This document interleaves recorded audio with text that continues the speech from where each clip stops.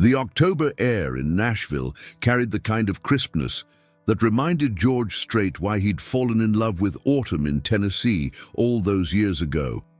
Standing on the balcony of his suite at the Hermitage Hotel, he watched the city's lights flicker to life as dusk settled over Broadway. The distant sound of live music drifted up from the honky-tonks below, a constant heartbeat that never stopped in Music City. At 73 years old, George had seen this view countless times, but tonight felt different. Tonight felt final. His phone buzzed on the table behind him. He ignored it, knowing it was probably his manager, Trevor Holbrook, calling to confirm the schedule for tomorrow's rehearsal at the Grand Ole Opry. Tomorrow would mark the beginning of what George had privately decided would be his farewell. Not announced, not publicized, just a quiet stepping away from the stage that had been his home for over 5 decades. You planning to answer that, or are you just gonna let it ring? George turned to find his longtime friend and guitarist, Raymond Kowalski, standing in the doorway. Ray had been with him since 1983. A constant presence through the highs and lows, the sold-out stadiums, and the quiet moments between tours. "It's Trevor," George said, his Texas drawl still thick despite decades of travel. "Probably wants to go over the set list again." Ray stepped onto the balcony, his weathered face creasing into a knowing smile. "You mean the set list you've already changed 4 times this week? George, what's going on with you? I've seen you nervous before big shows, but this is different." George turned back to the skyline, his hands gripping the railing. Below, tourists and locals streamed along the sidewalks, heading to bars where musicians half his age were chasing the same dream he'd lived. "You ever think about what it all means, Ray? All these years, all these songs, all these people we've played for?" "Every damn day," Ray replied, moving to stand beside him. "But I also know that what we do matters." "You've touched more lives than you can count, George. That has to mean something." The phone stopped ringing, then immediately started again. This time, George walked inside and picked it up. "Trevor!" "Finally!" Trevor's voice carried equal parts relief and exasperation. "I've been trying to reach you for an hour. We need to finalize the arrangements for Friday night. The Opry is completely sold out, and we've got press wanting interviews, VIP meet and greets to schedule, and—" "Trevor," George interrupted, his voice quiet but firm. "Keep it simple. No press, no meet and greets, just the show." There was a pause on the other end. "George, this is the Grand Ole Opry. This is the biggest show you've done in 2 years. People expect—" "I know what people expect," George said, feeling the familiar weight settle onto his shoulders. "Just trust me on this one, all right?" After ending the call, George sank into the leather armchair by the window. Ray remained standing, his expression thoughtful. "You want to tell me what's really going on?" Ray asked. "Because in 42 years, I've never seen you turn down press for a major show." George was quiet for a long moment, his gaze distant. "I wrote a song, Ray, long time ago. Never recorded it, never played it for anyone. It's been sitting in a notebook in my house in Texas for almost 20 years. Ray's eyebrows rose. 20 years? Why haven't you—" "Because it's too personal," George cut him off. "Too raw. It's about everything I couldn't say to my father before he passed, about the choices I made, the time I lost chasing success, the relationships that fell apart because I was always on the road. It's about regret, Ray, and I don't know if I have the courage to sing it." "Then why bring it up now?" "Because if I'm going to walk away from this, I need to know I left everything on that stage. Not just the hits people expect, but the truth. The whole damn truth." Ray moved to the minibar and poured 2 glasses of bourbon, handing one to George. "You know," he said slowly, "in all the years we've played together, the moments that mattered most weren't the sold-out stadiums or the awards. It was the small venues, the intimate shows where you could see every face in the crowd. That's when the music meant something real." George took a sip, letting the warmth spread through his chest. Friday night at the Opry. That's supposed to be one of those moments, but I keep thinking, what if I play it safe? What if I just give them the greatest hits and walk away without ever being truly honest? Then you'll regret it for the rest of your life, Ray said simply. And George Strait doesn't strike me as a man who wants to live with more regrets. The evening stretched on, the two men talking about old tours, forgotten shows, and the weight of a legacy built over decades. Outside, Nashville continued its eternal song, indifferent to the doubts of one aging country legend. The next morning arrived with a grey sky that threatened rain. George woke early, his internal clock still set to the grueling schedule of his touring years, even though those days were largely behind him. He dressed in jeans and a simple button-down shirt, grabbed his worn Resistol cowboy hat, and headed down to the hotel restaurant. The Opry rehearsal was scheduled for 2 o'clock, giving him most of the morning to clear his head. He'd just ordered coffee and breakfast when a familiar voice called out from across the room. Well, if it isn't the king of country himself, looking like he's carrying the weight of the world. George looked up to see REBA MCENTIRE walking toward his table, her red hair catching the light from the windows, a bright smile on her face. Despite the early hour, she looked vibrant and full of energy, the same energy that had made her a force in country music for just as long as he'd been around. "Reba," George stood, genuinely pleased. "What are you doing in Nashville?" "Same as you, I suspect," she said, sliding into the seat across from him without waiting for an invitation. "Got a guest spot on the Opry this weekend. Heard through the grapevine that George Strait was doing something special Friday night, and I couldn't miss it." George settled back into his chair, signaling the waiter for another coffee. Special might be overstating it. Reba studied him with the kind of direct gaze that had always made him slightly uncomfortable. She had a way of seeing through the carefully constructed walls he'd built over the years, past the public persona, and straight to the truth underneath. "You look troubled," she observed. "And I've known you long enough to know that when George Strait looks troubled, something significant is going on."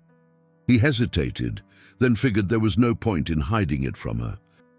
Reba had been there through some of his darkest moments, the loss of his daughter Jennifer in that car accident back in 1986, the struggles to keep his marriage together while living on the road, the constant pressure to stay relevant in an industry that devoured its legends and spit them out. "I'm thinking about walking away," he said quietly. "After Friday. Just stepping back from it all." Reba's expression didn't change, but something flickered in her eyes. Stepping back or running away? The question hit harder than he expected. "What's the difference?" "Stepping back is a choice made from strength," she said. "Running away is a choice made from fear. So which is it, George?" He didn't answer immediately. The waiter arrived with Reba's coffee and George's breakfast, eggs, bacon, and toast that suddenly looked unappetizing. Outside the window, the first drops of rain began to fall, streaking the glass with grey trails. "I wrote a song," he finally said. "Years ago. Never had the guts to perform it. It's about my father, about regrets, about all the things I sacrificed for this career. And I keep thinking, if I'm going to do this one last show, maybe I should finally sing it. Let people see who I really am, not just the hits and the image." Reba leaned forward, her elbows on the table. "And that terrifies you. Wouldn't it terrify you?" "Absolutely," she said without hesitation. "The most honest songs are always the scariest to share. But they're also the ones that matter most. They're the ones people remember long after the radio hits fade away." George pushed his eggs around his plate, his appetite gone. "What if I can't do it? What if I get up there and freeze?" Reba was quiet for a moment, then a small smile crossed her face. "Tell you what, George, let's make a bet." He looked up, suspicious. "What kind of bet?" I bet that if you sing that song Friday night, really sing it with everything you've got, it'll be the most powerful performance of your career, and I bet that it won't destroy you. I bet it'll set you free.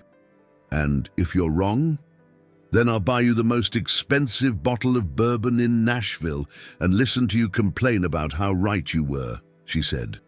But if I'm right, you have to promise me something. What? That you won't walk away from music entirely, maybe from touring, maybe from the spotlight, but not from the music itself. Because, George, the world needs what you have to give, even if it's just one song at a time. George studied her face, seeing the sincerity there. Reba had always been straight with him, never sugarcoating the hard truths. That's what made her friendship valuable. She didn't treat him like a legend or an icon. She treated him like a person. "All right," he said slowly. "You've got yourself a bet." Reba extended her hand across the table and they shook on it. Her grip was firm, her eyes steady. "Good. Now eat your breakfast, because you're going to need your strength. Rehearsal starts in a few hours, and I have a feeling it's going to be one hell of an emotional ride." The rain picked up outside, drumming against the windows in a steady rhythm. George took a bite of his now cold eggs, suddenly feeling lighter than he had in weeks. Maybe Reba was right. Maybe the fear he'd been carrying wasn't about the song itself, but about what it represented, a final reckoning with the choices he'd made and the man he'd become. As they finished breakfast and talked about old tours, mutual friends, and the ever-changing landscape of country music, George felt something shift inside him.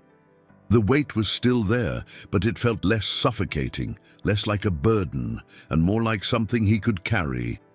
At 1:30, they left the hotel together and drove to the Opry in Reba's rental car.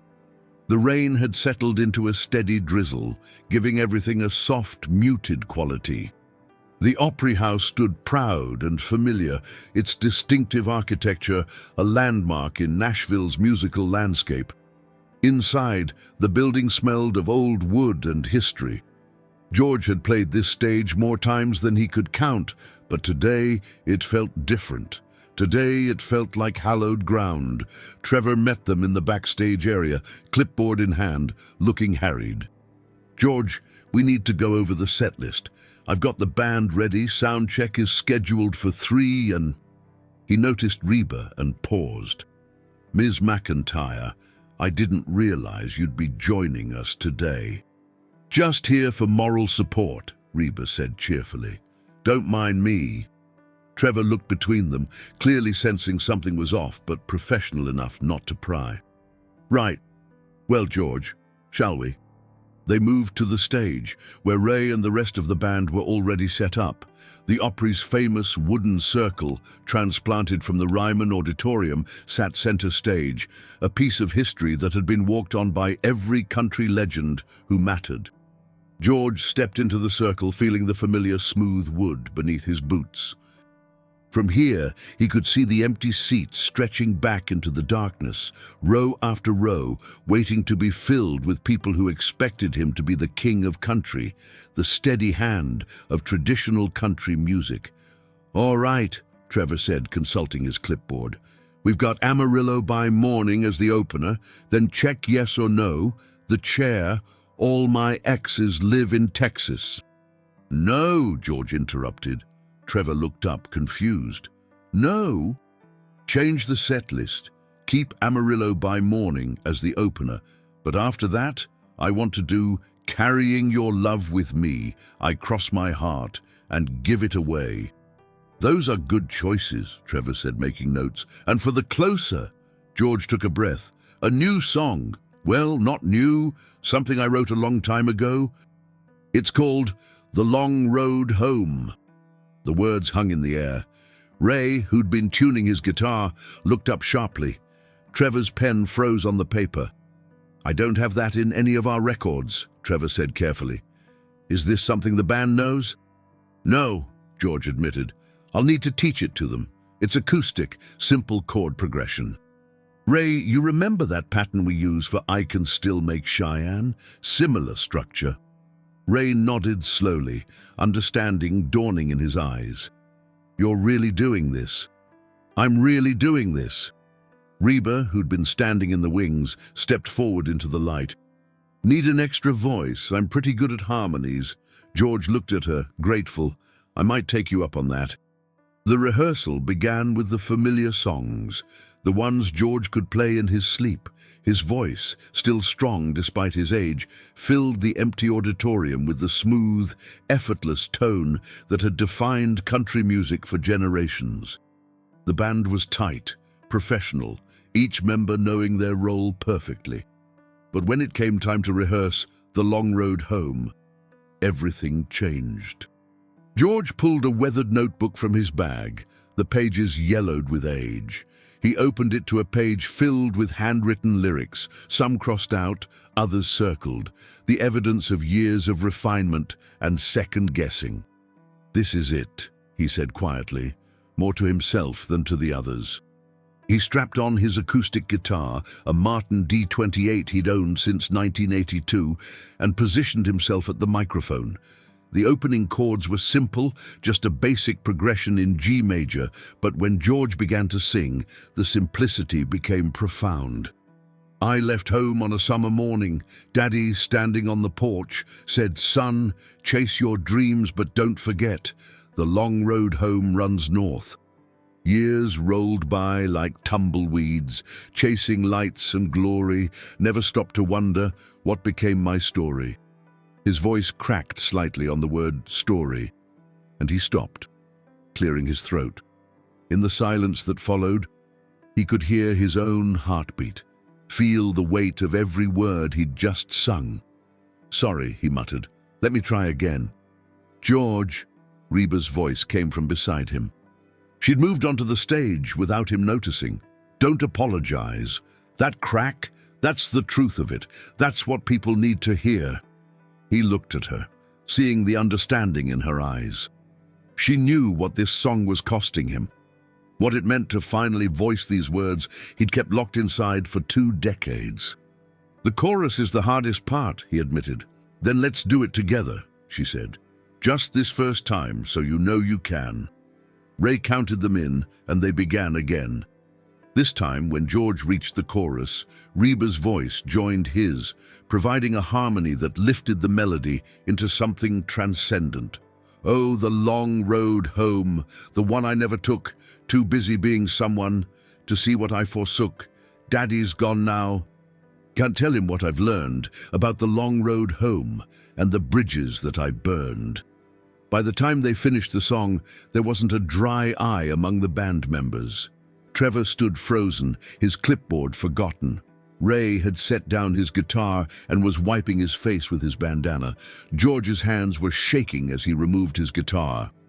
The vulnerability of the moment felt like standing naked in front of strangers, every flaw and regret exposed for judgment. "That," Trevor finally said, his voice hoarse, "is the most powerful thing I've heard in 30 years in this business." "It's too much," George protested weakly. It's perfect," Reba interrupted firmly. "George, that song is why you got into music in the first place. Not for the fame or the awards, but to tell true stories that matter. That song matters." The rest of the rehearsal passed in a blur. They ran through the entire setlist twice more, but George's mind kept returning to The Long Road Home, to the feeling of singing those words aloud for the first time, to the terror and relief that came with that exposure. As they packed up for the evening, Ray pulled George aside. "You know what's going to happen Friday night, don't you?" "What?" "You're going to break down. Maybe not completely, but that song is going to crack you open, and every person in that audience is going to see it." George felt his chest tighten. "That's what I'm afraid of."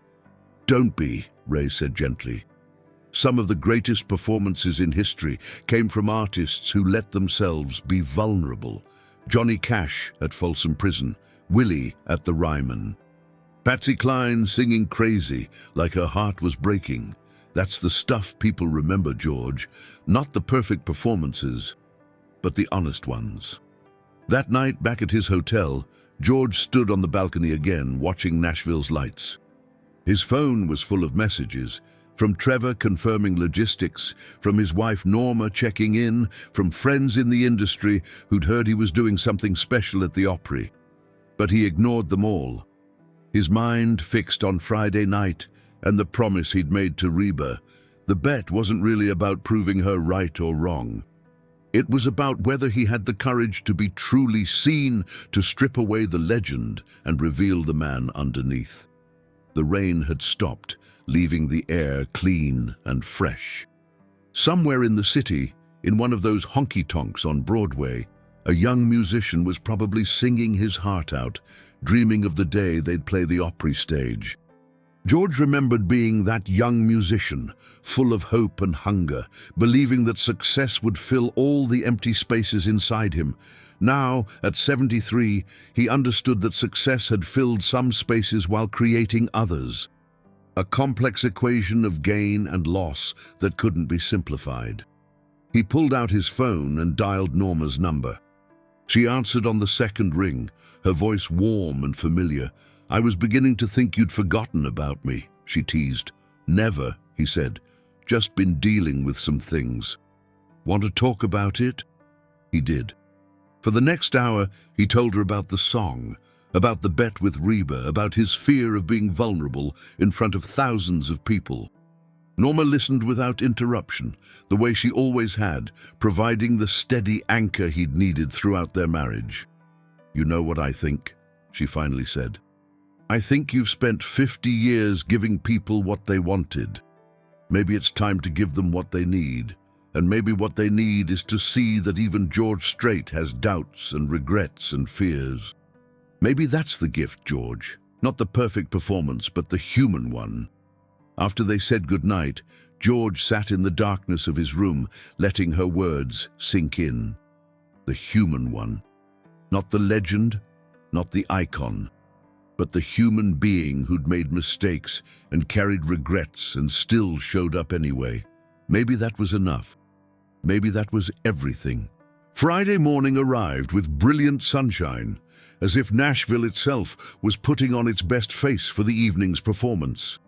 George woke with a knot in his stomach that had nothing to do with stage fright. He'd conquered that particular demon decades ago, and everything to do with the emotional exposure he was about to undergo. He went through his morning routine mechanically. Shower, shave, coffee on the balcony while watching the city wake up. His phone showed dozens of messages, but one caught his attention. It was from REBA. "Remember, you promised. No backing out now. See you tonight." Ah. The smile that crossed his face was involuntary. Leave it to REBA to keep him accountable with just a few words. At 11 o'clock, Trevor called to confirm that afternoon's sound check. "The Opry is buzzing, George. Word got out that you're doing something special, and I'm getting calls from everyone. Billboard wants an interview. CMT wants to film." "No press," George said firmly. "This isn't about publicity, Trevor. This is personal." There was a pause. Then Trevor sighed. "All right. But you're going to owe me explanations eventually." "I'll buy you dinner after the show," George promised. "Anywhere you want." The afternoon sound check was technical and uneventful. George ran through his set list one more time, the band tight and ready. But when it came to The Long Road Home, he stopped after the first verse. "Save it for tonight," he told Ray. "I don't want to drain the emotion out of it." Ray understood. Some songs couldn't be rehearsed to death. They needed to retain their rawness, their immediacy. By 6 o'clock, the backstage area was alive with activity. George watched from his dressing room as other performers arrived. Young up-and-comers, established stars, and legends like himself who still played the Opry because it was the heart of country music, the place where it all mattered most. There was a knock on his door. "Come in," he called. REBA entered, dressed in a stunning rhinestone-studded outfit that caught the light like captured stars. "You ready for this?" "No," he admitted, "but I'm going to do it anyway." She sat down in the chair across from him, her expression serious. "George, I want you to know something. Whatever happens tonight, whether you get through that song or break down completely, it's going to be okay, you understand? The vulnerability isn't weakness, it's strength. Easy for you to say, he replied, trying for humor but landing somewhere closer to anxiety. It's not easy at all, she corrected. I've been where you are. Hell, every real artist has been where you are. That moment when you have to decide whether to play it safe or risk everything for the truth. And I'm telling you, George, the truth is always worth it. He stood and walked to the mirror, adjusting his black Stetson and smoothing down his embroidered Western shirt. The man looking back at him was older than he felt inside. Grey hair, lines around his eyes, the weight of years evident in his face. But his eyes were still clear, still determined. I'm going to dedicate the song, he said suddenly, to my father, to everyone's father, to all the relationships we neglect while chasing success. Reba stood and moved beside him, their reflections side by side in the mirror. That's perfect. Give them context, let them into your story. That's how you create connection. At 7:30, the show began. George stood in the wings, listening to the opening acts, feeling the energy of the sold-out crowd. The Opry held about 4,400 people, and tonight every seat was filled. He could hear the murmur of anticipation, the excitement of an audience that knew they were about to witness something special. His set was scheduled for 8:15. As the minutes ticked closer, George felt his heart rate accelerate. Ray appeared beside him, guitar in hand. "You've got this, brother," Ray said quietly. "Just remember why you do this. Not for them, not for the industry, for yourself, for the truth." The announcer's voice boomed through the speakers. "Ladies and gentlemen, the Grand Ole Opry is proud to welcome a true legend of country music, a man who's defined the genre for over 4 decades, the king of country himself, George Strait." The crowd erupted. George walked onto the stage, the spotlight finding him instantly, and stepped into the wooden circle. The applause was thunderous, a wall of sound that both energized and humbled him. He waved, allowing himself a moment to take it all in. The faces stretching back into the darkness, the reverence in the air, the weight of history in this building. Then he nodded to Ray, and the opening chords of Amarillo by Morning filled the auditorium. The first few songs went exactly as planned. George moved through them with professional ease, his voice strong and clear, the band perfect behind him. The crowd sang along to every word, their enthusiasm building with each familiar hit. But as he approached the final song, George felt the anxiety return. He paused, letting the applause from "Give It Away" fade into expectant silence. "Thank you," he said, his voice intimate through the microphone. "You know, I've been doing this for a long time, longer than I probably should admit. And in all those years, I've sung a lot of songs. Some I wrote, most written by other talented people. But there's one song I've never performed, not once. Not for anyone." The audience was completely still, hanging on his words. "I wrote this song about 20 years ago," George continued. "It's about my father, who passed away before I could tell him all the things I should have said. It's about the choices we make, the people we neglect while chasing our dreams, and the regrets we carry. I've never had the courage to sing it publicly because it's too personal, too raw. But tonight, with the help of a good friend who made me promise to be honest, I'm going to share it with you." He looked to the wings where Reba stood, giving him an encouraging nod. He'd asked her before the show if she'd join him, and she'd agreed without hesitation.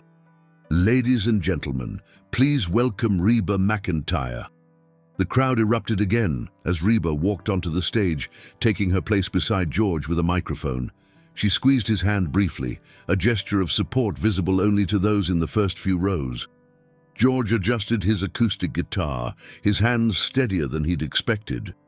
Ray began the simple opening progression, and George closed his eyes, drawing in a deep breath. Then he began to sing.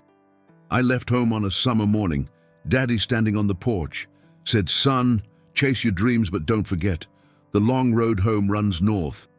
His voice was different now, not the polished, professional tone of the earlier songs, but something more vulnerable, more human. Each word carried weight, pulled from deep inside where he'd buried these feelings for 2 decades. Years rolled by like tumbleweeds, chasing lights and glory, never stopped to wonder what became my story. I sent money, called on Christmas, made excuses for the rest, told myself that success would make up for all I'd missed. When the chorus arrived, Reba's voice joined his, the harmony lifting the melody into something transcendent. Oh, the long road home, the one I never took, too busy being someone to see what I forsook.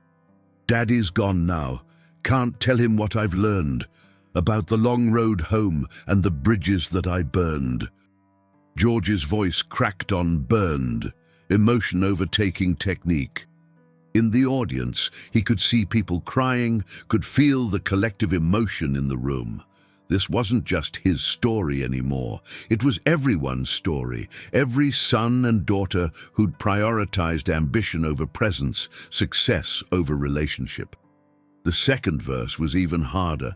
Got the call one April evening. Daddy'd had a heart attack, flew home, but I was hours late, never got those moments back.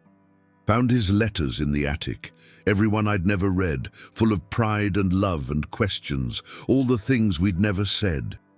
George's vision blurred with tears, but he pushed through, his voice raw and breaking, but still carrying the melody. Beside him, Reba's eyes were wet too, but she never wavered, her harmony steady and supportive. The bridge was the climax, the moment where all the regret and grief poured out. If I could go back, I'd slow down, trade every award on my wall, for one more day, one more talk, one more chance to give it all. By the final chorus, the entire band was playing with tear-stained faces. Ray's guitar work was impeccable but emotional, each note carrying its own weight. The audience was completely silent, except for the sound of sniffling, of people reaching for tissues, of collective heartbreak. Oh, the long road home, the one I should have took, too busy being someone to see what I forsook. But Daddy, if you hear me, wherever spirits roam, I finally understand now what you meant by home. As the final chord faded, George stood with his head bowed, tears streaming down his face, his chest heaving with the effort of holding himself together.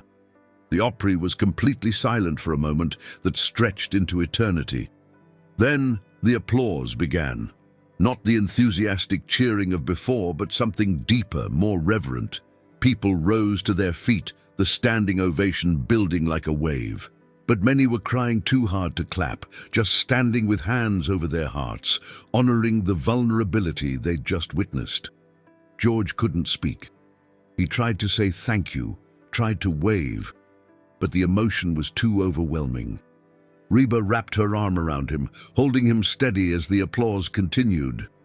After what felt like hours, but was probably only minutes, George managed to raise his head and wave to the crowd. His face was wet with tears, his carefully maintained composure completely shattered. But in that moment, he felt lighter than he had in years. As they walked off stage, George's legs felt weak. Trevor was waiting in the wings, tears running down his face. "George," was all he managed to say, pulling him into a hug. Ray was next, gripping George's shoulders. "That was it, brother. That was the one. Everything else we've ever done was leading to that moment." Back in his dressing room, George sank into a chair, emotionally exhausted. Reba brought him water, sitting quietly beside him until he was ready to speak. "I thought I'd feel embarrassed," he finally said, his voice hoarse, breaking down like that in front of everyone. "And how do you feel?" Reba asked gently. George considered the question carefully. "Free," he admitted. "Like I've been carrying this weight for so long, and finally setting it down." "That's what truth does," Reba said. "It sets you free, even when it's painful. Especially when it's painful." There was a knock on the door. A young woman poked her head in, one of the Opry's staff members. "Mr. Straight, there's someone here who'd like to speak with you if you're up for it. Says it's important." George looked at Reba, who shrugged. "Sure," he said. "Send them in." The man who entered was probably in his 50s, wearing work clothes and a nervous expression. He held his worn baseball cap in his hands, twisting it anxiously. "Mr. Straight, I'm sorry to bother you. My name is Daniel Thornton. I had to come back here and tell you something." George stood, extending his hand. "No bother at all, Daniel. What can I do for you?" Daniel's eyes were red-rimmed, his voice thick with emotion. "My father passed away 3 months ago, cancer. And I was working offshore oil rigs, making good money. And I kept telling myself I'd go home and visit. But the contracts kept coming and the money was good and I kept putting it off. I got there 2 days after he died." George's chest tightened, seeing his own story reflected back at him. "I've been carrying this guilt, this anger at myself, and I couldn't figure out how to deal with it," Daniel continued. "But tonight, hearing your song, hearing you sing about the exact same regrets I'm feeling, Mr. Straight, you gave me permission to grieve, to acknowledge that I messed up, but that I'm not alone in it. That song, it's going to help me heal. I just wanted you to know that." George found himself pulling Daniel into a hug, both men crying openly. "Thank you for telling me that," George said. "Thank you for sharing your story." After Daniel left, George looked at Reba with wonder. "That," he said, "that right there is why we do this." "That's why you had to sing that song," Reba agreed.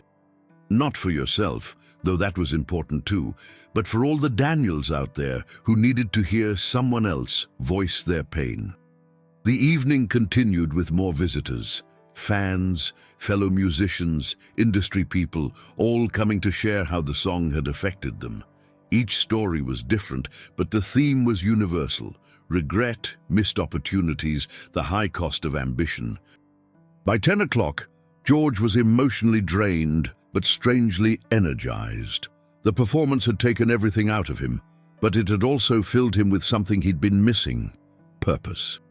He and Reba finally escaped the Opry, slipping out a back entrance to avoid the lingering crowds. They drove to a quiet diner George knew on the outskirts of Nashville, a place where locals went and tourists never found. Over coffee and pie, they talked about the evening, about the power of vulnerability, about what happens when you strip away the performance and reveal the truth underneath. "So," Reba said, a slight smile playing on her lips, "I believe you owe me something." George looked confused for a moment, then remembered. "The bet." "You were right," he admitted. "It didn't destroy me. He searched for the right words. "It transformed me. I feel like I've been living behind a wall for decades, and tonight I finally stepped out from behind it." "And?" Reba prompted. "And I'm not going to quit music," George said, the decision forming as he spoke. "Not entirely. Maybe I won't tour the way I used to. Maybe I won't chase radio hits or awards. But I can't walk away from this. Not when there are still stories to tell, still truths that need to be spoken." Reba raised her coffee cup in a toast. "To truth, then, and to the courage it takes to share it." George clinked his cup against hers. "To truth." They sat in comfortable silence for a while, watching the few other patrons in the diner. A trucker eating alone at the counter, a young couple in a booth sharing a milkshake, an elderly man reading a newspaper while his coffee cooled. "You know what's interesting?" George said eventually. "All these years I thought my legacy was the hit songs, the awards, the sold-out shows. But tonight, I realized the real legacy is the connection, the moments when someone hears a song and feels less alone in their pain." "That's always been your legacy, George," Reba said gently. "You just needed to see it for yourself." As they prepared to leave, George's phone buzzed with a text from Norma. "Trevor sent me a video of the performance. I'm so proud of you. Come home soon." "I love you."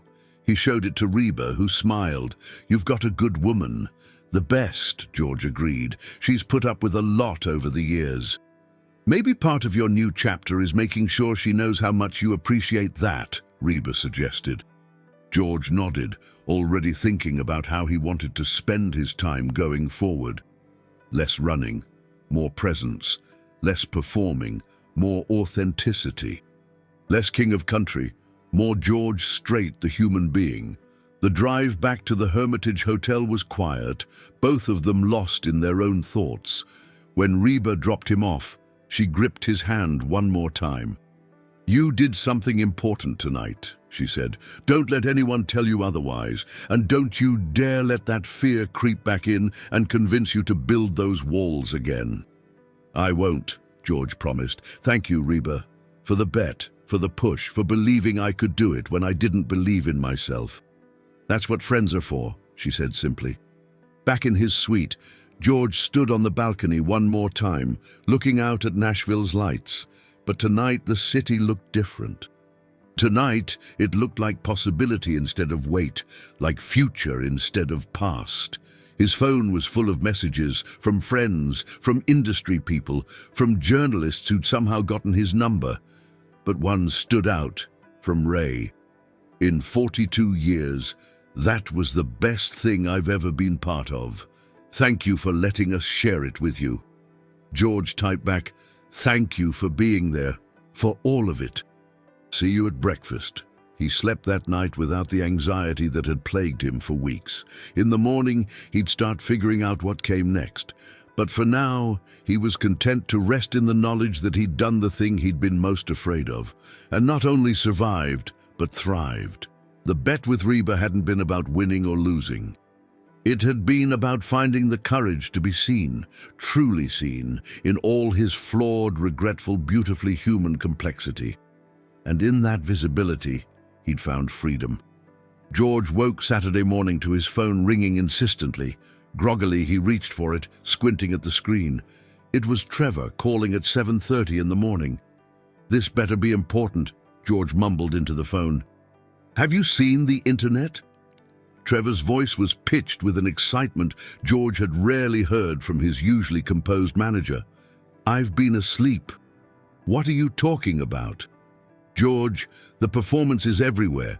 Someone recorded it on their phone and posted it to social media. It's gone viral, 6 million views in 12 hours. The hashtag, The Long Road Home, is trending worldwide. Every major news outlet is covering it. You're not just a country music story anymore. This is a cultural moment." George sat up, suddenly wide awake. 6 million views? And climbing. My phone hasn't stopped ringing. Record labels want to sign you to release the song as a single. Netflix wants to do a documentary. The New York Times is requesting an interview. George, this is massive. The familiar anxiety crept back in. "Trevor, I didn't do this for publicity. This was personal." "I know," Trevor said, his voice softening. "But sometimes personal moments resonate universally. People need what you shared last night. The question is, what do you want to do about it?" George stood and walked to the window. Nashville was waking up, the morning sun casting long shadows across the city. "Let me think about it. Don't commit to anything until we talk in person." After ending the call, George opened his laptop and typed "George Strait Grand Ole Opry" into the search bar. The results were overwhelming. The video of his performance was indeed everywhere, on YouTube, Facebook, Twitter, TikTok. But more than that, people were sharing their own stories in response. One comment read, "I haven't spoken to my father in 8 years because of a stupid argument. After hearing this song, I called him this morning. We talked for 2 hours. Thank you, George Strait, for reminding me what matters." Another, "Lost my mum last year. Spent her final years focusing on my career instead of being present. This song gave me permission to forgive myself, to cry, to heal." There were thousands more, each one a variation on the same theme. Regret, missed opportunities, the universal struggle to balance ambition with presence. George read through them, feeling both humbled and overwhelmed. His phone rang again. This time, it was Norma. Good morning, she said, warmth in her voice. I've been watching the internet explode over your performance. How are you holding up? Honestly, I don't know, George admitted. I sang a personal song, and now it's become this thing. I'm not sure how to feel about it. How do you want to feel about it? It was such a Norma question, cutting through the noise to the heart of the matter. George thought carefully before answering. I'm glad it's helping people, he said slowly, but I'm also scared of what comes next. The pressure to capitalize on it, to turn it into a commodity. That's not what this was about. Then don't let it become that, Norma said simply. You control the narrative, George. Not Trevor, not the record labels, not the internet. You decide what happens next.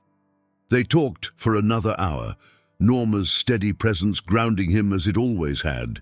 By the time they hung up, George felt clearer about his path forward. At 10 o'clock, he met Ray, Trevor, and the band for breakfast at a private room in the hotel restaurant. Everyone looked exhausted but energized, still riding the high of the previous night's performance. All right, George said once they were all settled with coffee. Let's talk about what happens next. Trevor opened his laptop, pulling up what appeared to be an extensive list. I've categorized the requests: record deals, interviews, performance offers, documentary opportunities, book deals, speaking engagements. George, you could probably retire on what's being offered just from this one song. I don't want to retire, George said, but I also don't want to turn this into a circus. The long road home was a moment of truth, and I won't cheapen it by making it about money or publicity. Then what do you want? Trevor asked, not challenging, but genuinely curious.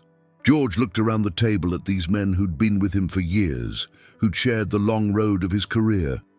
I want to record the song properly, in a studio. No big production, just keep it simple and honest like the performance. I want to release it, but not through a major label deal with strings attached. Maybe independently, or through a small label that will respect what the song means. Ray nodded approvingly. I like that. Keep control of it. And the money from sales or streaming, George continued, I want to donate it. Set up a foundation or something that helps people dealing with grief, with regret, with the kind of pain that song talks about. Trevor made notes, nodding. That's actually brilliant from a public relations standpoint, but more importantly, it's authentic. People will respect that. What about interviews? Asked Kevin Bradford, the band's steel guitar player. You could reach a lot of people by talking about this. Selective interviews, George decided. I'll do a few, but only with journalists who understand that this isn't about my career comeback or selling records. It's about starting conversations that need to happen. They spent the next 2 hours mapping out a plan. George would record The Long Road Home at a small studio in Nashville with his touring band. He'd do 3 interviews, one with a major newspaper, one with a country music publication, and one podcast that focused on vulnerability and mental health. He'd politely decline everything else, including the Netflix documentary offer. Though, Trevor added, Netflix said they'd be willing to wait if you change your mind. They want to do it right on your terms. Let's table that for now, George said. Maybe down the line, but not yet. It's too soon. As they were wrapping up, George's phone buzzed with a text from Reba. Breakfast tomorrow. We need to discuss your newfound viral fame. Also, your buying. You lost the bet. George smiled and showed it to the group. Ray laughed. She's got a point. You did lose the bet. Worth every penny, George replied. The rest of Saturday passed in a blur of phone calls and logistics. George spoke with representatives from smaller record labels, finding one called True North Records that specialized in authentic country music and had a reputation for artist-friendly contracts. They agreed to release The Long Road Home as a single, with George retaining all creative control and ownership. He also connected with a grief counselor named Dr. Patricia Morrison, who helped him outline a foundation focused on supporting people dealing with complicated grief and regret. They'd call it the Long Road Home Foundation, offering counseling services, support groups, and resources for families struggling to maintain connection in the face of busy lives. By Sunday morning, George felt like he'd done a month's worth of work in 48 hours. He met Reba at the same diner they'd visited Friday night, this time for breakfast instead of late-night coffee. "You look exhausted," Reba observed as he slid into the booth. "I am," George admitted. "But it's a good exhaustion, productive." They ordered eggs and bacon for George, pancakes for Reba, and caught up on everything that had happened since Friday night. Reba had been dealing with her own flood of attention, as people wanted to know about her role in George's performance. "I've been telling everyone the truth," she said, "that all I did was make a bet with a friend and show up to support him. The courage was all yours." "The courage was yours too," George corrected. "You pushed me when I needed pushing. You believed in me when I didn't believe in myself. That matters." Reba smiled, but there was something thoughtful in her expression. "You know what's interesting about all this? The song itself is powerful, but I think what really resonated with people was watching you be vulnerable, seeing you cry on stage, seeing you let the emotion break through the performance. That's what made it real." "Ray said something similar," George replied, "that the greatest performances come from artists who let themselves be vulnerable. I've spent my whole career maintaining control, never letting the mask slip. Friday night, the mask shattered completely." "And?" Reba prompted. "And it was terrifying and liberating in equal measure," George said honestly. "I keep waiting for the regret to hit, for that voice in my head to say, I showed too much, went too far, but it hasn't come. Instead, I just feel lighter." Their food arrived, and they ate in comfortable silence for a few minutes. George watched the other diners, a family with young kids, an elderly couple holding hands across the table, a group of what looked like college students recovering from a late night. "I've been thinking about legacy again," George said eventually. "You and we've both been in this business long enough to see how quickly people forget. 10 years from now, most of my hit songs will be oldies, played occasionally on classic country stations, but the long road home, that might actually matter beyond my career." "It already does," Reba said. "Have you read the comments online? People are having real conversations about family, about regret, about making changes in their lives. That song is doing exactly what music is supposed to do. It's creating connection and inspiring change." George pulled out his phone and showed her some of the comments he'd saved. One from a woman who'd quit her demanding job to spend more time with her aging parents. Another from a man who'd enrolled in therapy to deal with unresolved grief over his brother's death.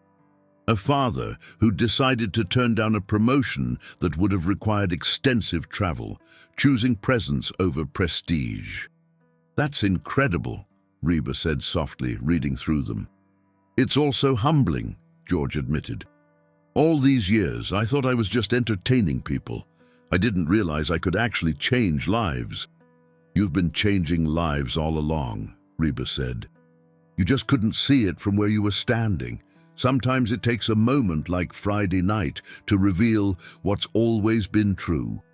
After breakfast, they walked down Broadway, Nashville's famous street of honky-tonks and music venues. It was Sunday morning, so the usual crowds were thinner, giving them space to talk without being constantly recognized. "Can I ask you something?" George said as they paused outside Tootsie's Orchid Lounge, one of Nashville's most legendary bars. "When you made that bet with me, did you really believe I could do it? Or were you just trying to give me confidence?" Reba considered the question seriously. "Both," she finally answered. "I believed you could do it because I know you, George. I know the depth you're capable of, the honesty that's always been there under the professional polish. But I also knew you needed someone to believe in you before you could believe in yourself. That's what friends do. We see each other's potential even when we can't see it ourselves. They continued walking, eventually making their way to the Ryman Auditorium, the original home of the Grand Ole Opry. The building stood majestic in the morning light, its red brick and stained glass windows a testament to over a century of music history. "I played my first Opry show in there," George said, nodding toward the Ryman. 1981. I was terrified. "What were you afraid of?" Reba asked. "That I wasn't good enough, that I'd be exposed as a fraud, just some kid from Texas pretending to be a country singer, that I didn't belong among the legends who'd stood on that stage. And now," George smiled, "now I know I was right. I wasn't good enough. Not then. I had to grow into it, had to learn what it really meant to be an artist, not just a performer. It took me 44 years and one emotionally devastating song to figure it out." They found a bench near the Ryman and sat watching tourists take pictures and locals hurry past on their way to wherever Sunday was taking them. "What's next for you?" Reba asked. "After the single releases, after the foundation launches, after this media moment passes, what does George Strait's life look like?" It was a question George had been asking himself. "Smaller," he said after a moment, "more intentional. I want to write more, but only when I have something real to say. I want to perform, but in smaller venues where I can see people's faces, where it feels like a conversation instead of a show. I want to spend more time with Norma, with my family. I want to figure out who George Strait is when he's not being the king of country." "That sounds like a good life," Reba said. "What about you?" George asked. "You've still got the energy for the big stages, the tours, all of it." Reba laughed. "I do, but I'm also learning to pace myself, to say no to things that don't serve me anymore. Friday night reminded me why I got into this business, to tell stories that matter, to create moments of connection. Everything else is just noise." They sat for a while longer, two old friends comfortable in silence, watching Nashville live its Sunday life around them. Eventually, George's phone buzzed with a reminder that he had a studio session scheduled for Monday morning to record "The Long Road Home." "I should get back," he said. "Need to prepare for tomorrow." "You nervous?" Reba asked as they stood. "A little," George admitted. "It's one thing to perform a song in the heat of the moment, riding on adrenaline and emotion. It's another to capture that in a studio where you have to recreate the feeling multiple times, get the technical aspects right. Just remember what made Friday night special," Reba advised. "It wasn't perfect technique or flawless execution. It was honesty. Bring that same honesty to the studio and the song will take care of itself." They hugged goodbye, Reba heading to her car and George walking back toward his hotel. Along the way, he stopped in a small music store, drawn by the guitars in the window. Inside, a young clerk, couldn't have been more than 22, looked up from his phone and did a double take. "Holy Mr. Strait?" George smiled. "Just browsing." "Dude," the kid said, then caught himself. "I mean, sir. I was at the Opry Friday night. I was working backstage as a stagehand. That song you sang... Man, I called my dad yesterday. We haven't talked in like 3 years. Had a falling out over dumb stuff, but your song made me realize life's too short for that kind of pride." George felt his chest tighten with emotion. "Did you talk?" "Yeah, for like 4 hours. Cried like a baby, but it was good. Really good. So thank you, Mr. Strait. You helped me get my dad back." George shook the young man's hand, feeling the weight and gift of what his vulnerability had created. "I'm glad. That's what matters most. The people we love." After leaving the store, George walked slowly back to his hotel, his mind processing the weekend's events.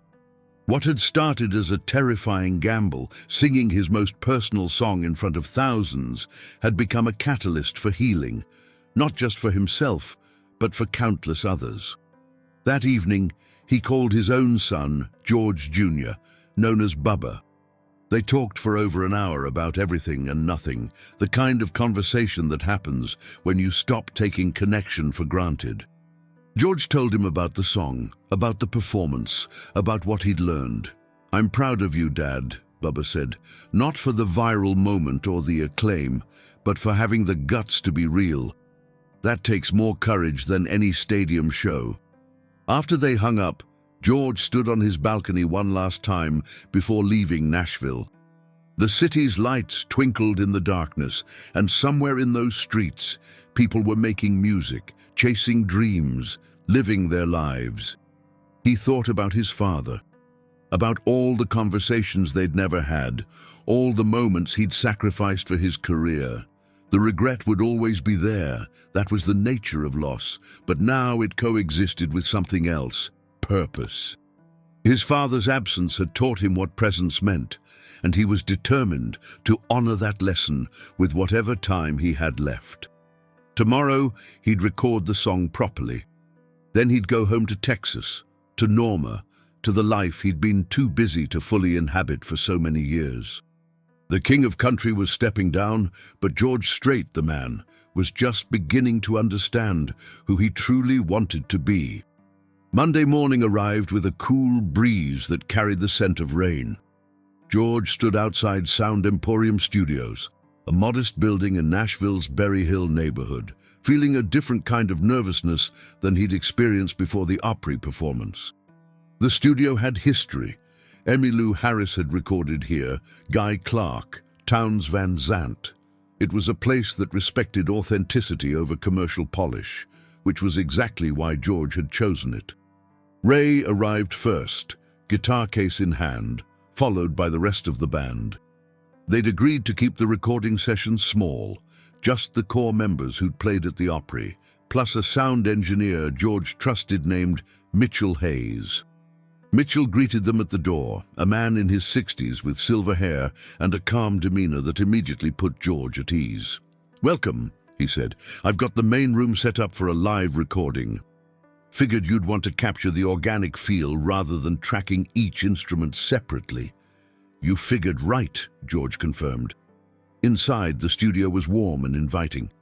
Mitchell had arranged the musicians in a semicircle, the way they'd been positioned at the Opry, with George's microphone center stage. The wooden floors and exposed brick walls gave the space a lived-in feeling that suited the song perfectly. "Before we start," George said, addressing the band, "I want to say something. Friday night was special because it was honest. I broke down, let the emotion show, and that vulnerability is what connected with people. I need to bring that same honesty to this recording, which means I might need multiple takes, not because of technical mistakes, but because I need to find that emotional truth again." "We understand," Ray said, and the others nodded in agreement. They spent the first hour warming up, playing through the song a few times to get comfortable with the space and the acoustics. Mitchell made minor adjustments to microphone placement and levels, but mostly he let them play naturally. "All right," Mitchell finally said through the studio monitors. "Let's try a take. George, whenever you're ready." George closed his eyes, centering himself. He thought about his father, John Byron Strait Sr., standing on that porch in Texas, watching his son drive away to chase a dream. He thought about the years of missed birthdays, hurried phone calls, promises to visit that got postponed. He thought about arriving at the hospital too late, the weight of words left unspoken. When he opened his eyes, he nodded to Ray. The first take was technically perfect. Every note landed, every harmony aligned, the production clean and professional. But when they listened to the playback, George shook his head. "It's too polished," he said. "It sounds like a performance, not a confession." "What do you need?" Mitchell asked. George thought for a moment. "Can you turn down the reverb on my vocal? Make it drier, more intimate, like I'm singing to one person, not an audience." Mitchell made the adjustments. "Try again." The second take was better. George let himself be more vulnerable, his voice cracking slightly on certain words. but it still felt constrained, like he was holding something back. "Take a break," Ray suggested. "Let's get some coffee, clear our heads." They moved to the studio's lounge, a comfortable space with worn couches and walls covered in gold and platinum records. George stood by the window, looking out at the parking lot, where normal life continued. Cars passing, people walking, the world indifferent to the small drama unfolding inside these walls. Kevin, the steel guitar player, approached him. "Can I share something?" "Of course. My daughter stopped speaking to me 5 years ago. We had a fight about her choice of career. She wanted to be an artist. I pushed her towards something more stable, said awful things about her dreams. After Friday night, after hearing your song, I wrote her a letter. Apologized for not supporting her, for letting my fear control my words. I don't know if she'll respond, but I had to try." George turned to face him. "Did writing the letter help? Even not knowing if she'll respond?" "Yeah," Kevin said, "it did.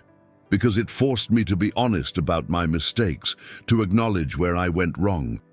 That's what your song did for people, George. It gave us permission to face our regrets instead of burying them." Something clicked in George's mind. That was what was missing from his studio takes, the willingness to fully face the regret, not just perform it. At the Opry, he'd had no choice because the emotion overwhelmed him in the moment. Here, in the controlled environment of a studio, he was still trying to maintain some control, to present a version of vulnerability rather than being actually vulnerable. "Let's go back in," George said suddenly. "I think I know what needs to happen." Back in the studio, George addressed the band. "This time I'm not going to think about the recording. I'm going to sing to my father, pretend he's here in this room, and I finally have the chance to say everything I should have said when he was alive. Can you all just follow me? Trust that wherever the emotion takes us, you'll be there?" "Always have been," Ray said simply. Mitchell gave them a countdown, and Ray began the opening progression. But this time, George didn't wait for his cue. He started singing a beat early, his voice raw and immediate. "I left home on a summer morning. Daddy standing on the porch."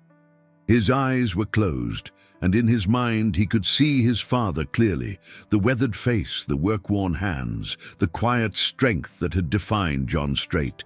He sang not to a microphone or an audience, but to that memory, to the ghost of the man who'd shaped him. When his voice cracked on "bridges that I burned," he didn't try to control it.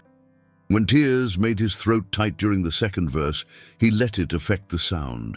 When the bridge came and the full weight of his grief hit him, his voice broke completely for a moment before finding its way back. The band followed him perfectly, Ray's guitar work adapting to each emotional shift, the other instruments providing support without overwhelming. It felt less like a recording session and more like a ritual, a final confession and release. When the last chord faded, the studio was silent. George stood with his head bowed, tears streaming down his face, his body shaking with the effort of holding himself together. Through the window, he could see Mitchell wiping his eyes. After a long moment, Mitchell's voice came through the speakers, thick with emotion. "That's the one. That's it." They listened to the playback together. The recording was imperfect by technical standards. There were moments where George's voice wavered, where you could hear his breathing between phrases, where the raw emotion made the melody less smooth. But it was honest. Devastatingly, beautifully honest. "That's what people need to hear," Ray said quietly. "Not perfection, truth." They recorded one more take as a backup, then spent the rest of the day on mixing. Mitchell kept his touchlight, preserving the organic, intimate feel of the performance. No auto-tune, no smoothing out the rough edges, no polishing away the humanity. By 5 o'clock, they had a final mix.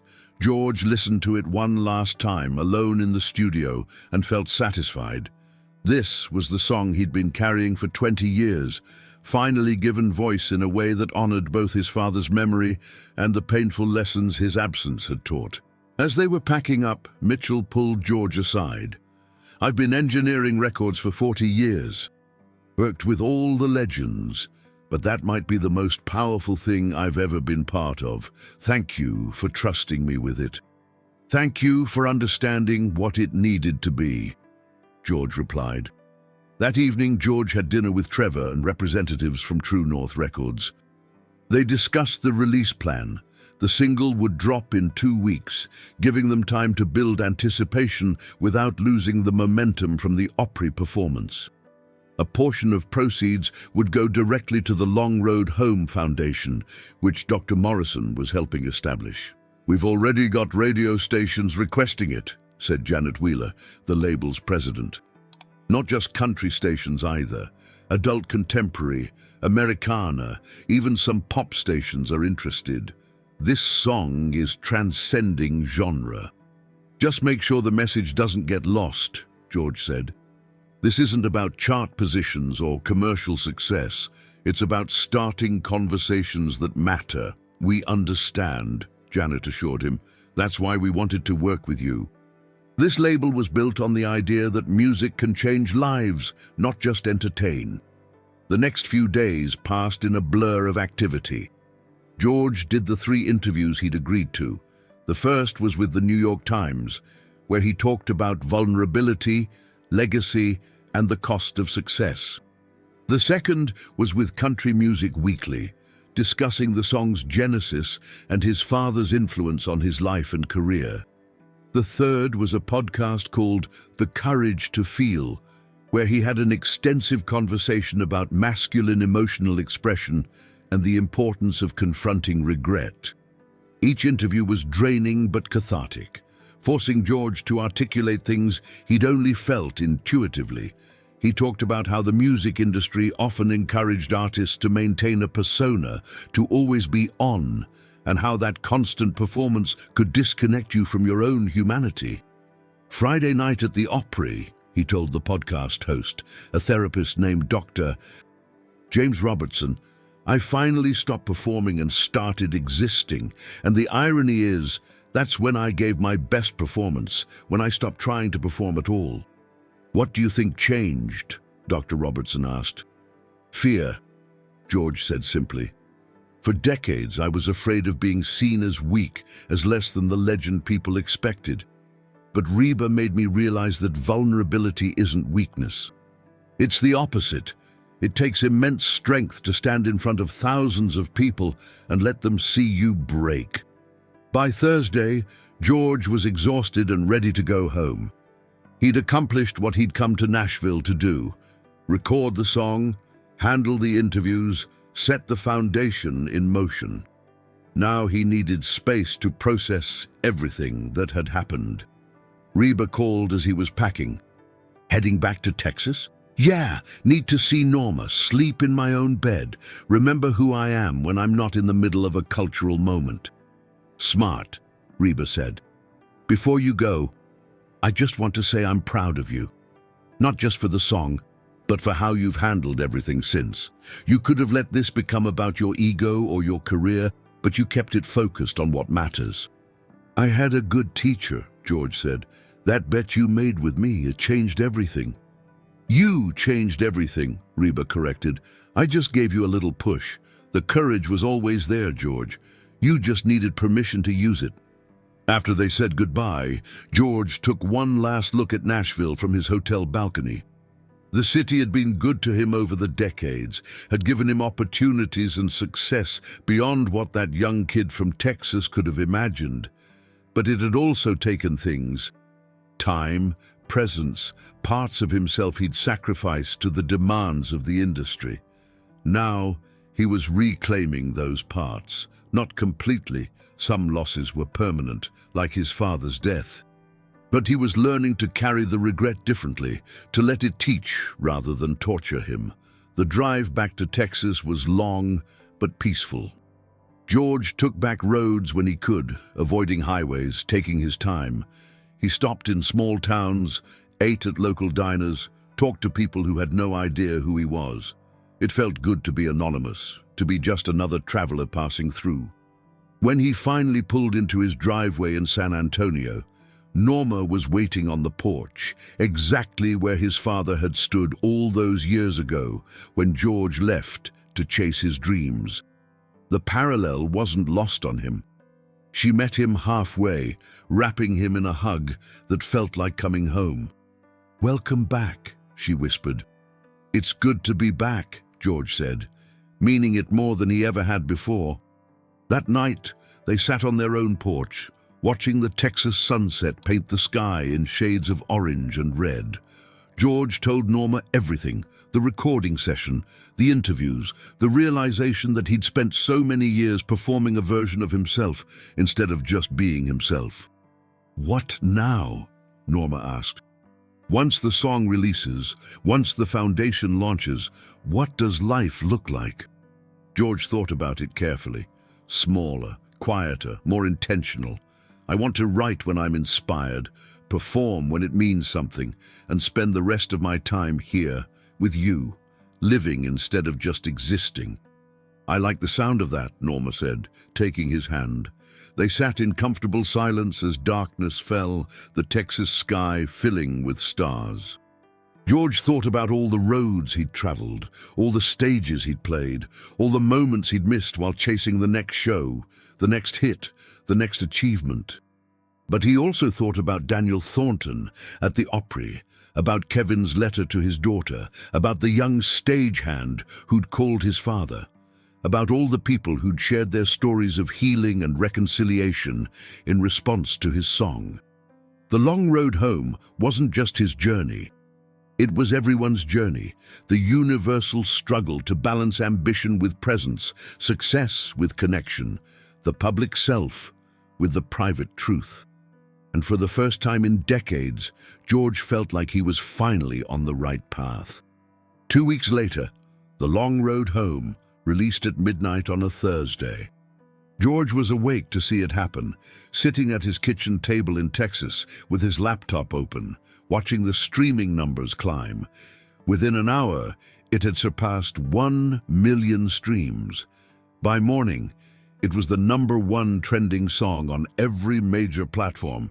Radio stations that rarely played country music were adding it to their rotations.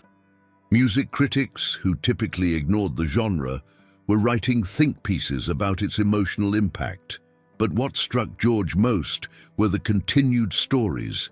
Social media was flooded with people sharing how the song had prompted difficult conversations with family members, inspired returns home, catalyzed therapy sessions, or simply given them permission to grieve.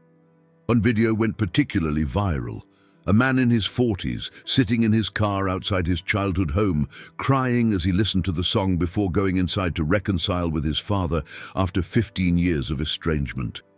He'd filmed himself for accountability, and his vulnerability resonated with millions. "This is what your song created," Norma said, reading through the comments with George. A global conversation about what really matters. The Long Road Home Foundation officially launched that same week. Dr. Morrison had worked miracles, setting up partnerships with grief counselors nationwide, establishing support groups, and creating resources for families struggling to maintain connection. The donations poured in, not just from George's song proceeds, but from people who wanted to be part of the mission. George did one final interview, this time with a major morning television show, broadcast live from his ranch in Texas. The interviewer, a woman named Catherine Foster, asked him the question everyone wanted answered. "George, you've had an incredible career spanning 5 decades. You're a legend, an icon, the king of country. Why now? Why this song, this moment, this vulnerability?" George thought carefully before answering. "Because I finally understood that being a legend doesn't mean anything if you lose yourself in the process. For years, I prioritized the career over the relationships, the image over the truth. And it cost me things I can never get back. Time with my father, moments with my family, parts of myself I buried to maintain the persona. What changed? A friend made me a bet," George said with a slight smile. She bet that if I sang my most honest song, it wouldn't destroy me. It would set me free, and she was right. The moment I stopped trying to be the king of country and started being just George Strait, flawed and regretful and human, that's when I found what I'd been searching for all along, which is connection, purpose. The understanding that our vulnerabilities are what make us relatable, not our successes. People don't need another perfect performance. They need to know that even someone like me, who's achieved everything the industry measures, still struggles with regret and loss and the consequences of choices made. The interview went on for another 20 minutes, but that exchange became the clip that circulated online, sparking even more discussion about masculinity, vulnerability, and the cost of success. In the weeks that followed, George settled into his new normal. He wrote when inspiration struck, simple songs about everyday truths, watching sunrise with his wife, visiting his grandchildren, the small moments that had always been there but he'd been too busy to notice. He performed occasionally, but only in intimate venues where he could see faces and feel connected to the audience. One particularly meaningful show was at a small theater in Pearsall, Texas, not far from where he'd grown up. He played for 300 people, many of whom had known his father, and the evening felt like a homecoming in the truest sense. Ray and the band adapted to this new rhythm, grateful to still be making music but appreciating the slower pace. "This is what I always hoped the end of the career would look like," Ray told George after a show in Austin. "Not retirement, but right-sizing. Keeping what matters, letting go of what doesn't."